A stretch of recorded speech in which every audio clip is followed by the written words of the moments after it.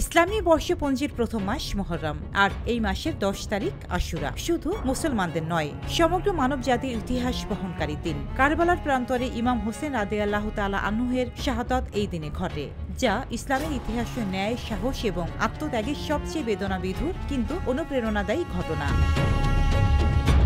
61 হিজরির এই দিনটিতে ইয়াজিদ শাসনের বিরুদ্ধে দাঁড়িয়ে রাসূলুল্লাহ সাল্লাল্লাহু আলাইহি ওয়াসাল্লামের প্রিয় দৌহিত্র ইমাম হোসেন রাদিয়াল্লাহু তাআলা আনহু ও তার পরিবার নিজ জীবন উৎসর্গ করেন। তারা চেয়েছিলেন ন্যায়ের পথে থাকা, সত্য ধর্মীয় নীতিকে রক্ষা করা। ফোরাত নদীর পানি বন্ধ করে দিয়ে ইয়াজিদ সেনারা নিষ্ঠুরতা শুরু করেছিল, যার শিকার হয় ছোট শিশু আলী আসগার রাদিয়াল্লাহু তাআলা আনহু থেকে শুরু করে 72 জন সাহসী আত্মত্যাগী মানুষ। কারবালার মাটিতে ন্যায়ের পক্ষে দাঁড়ানোর যে নিদর্শন তারা রেখে গেছেন, তা আজও কোটি কোটি মানুষের হৃদয় স্পর্শ করে।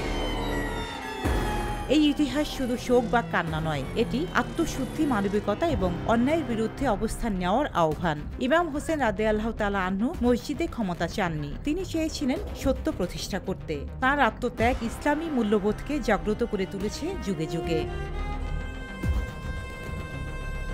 বাংলাদেশেও মুহররম ও আশুরা পালন করা হয় গভীর শ্রদ্ধা ও মর্যাদায়। 2025 সালে মুহররম মাস শুরু হয়েছে 27 জুন থেকে, আর আশুরা পালিত হবে 6 জুলাই রোববার। রাজধানীর পুরানো ঢাকার হোসেনী দালানে প্রতি বছর আয়োজন হয় ওয়াজ মাহফিল, শোকানুষ্ঠান ও ঐতিহ্যবাহী তাজিয়া মিছিল। হাই হোসাইন, হাই আব্বাস, এই ধ্বনি শুধু শোক নয়, এটি ইতিহাসের সাথে এক আত্মিক সংযোগ। তাজিয়া মিছিল মূলত একটি প্রতীকী শোকযাত্রা, যাতে কারবালার শহীদদের প্রতি সম্মান প্রকাশ করা হয়। অনেক এলাকায় গ্রামীণ মানুষও বাড়িতে তাবরুক রান্না করেন, প্রতিবেশীদের ভেতর তা ভাগ করে নেন, যেখানে ধর্মীয় শোকবোধের পাশাপাশি সামাজিক সম্প্রীতিরও বহিঃপ্রকাশ ঘটে।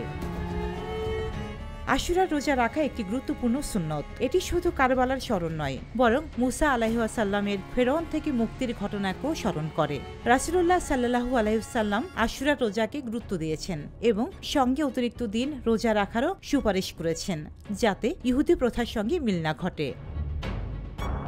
বিশ্বজুড়েও আশুরা পালিত হয় বিপুল আনুষ্ঠানিকতায়। ইরাক, ইরান, লেবানন, ভারত ও পাকিস্তানে নাট্যরূপ, শোক মিছিল ও ধর্মীয় সভা হয়। বাংলাদেশেও এই ঐতিহ্য ধরে রাখা হয়েছে শতাব্দীর পর শতাব্দী। তাই আজকের দিনে দাঁড়িয়ে আশুরা আমাদের শেখায় সত্যের পক্ষে অবস্থান, শোষণের বিরুদ্ধে রুখে দাঁড়ানো এবং মানবতার পক্ষে সংহতির হাত বাড়িয়ে দিতে।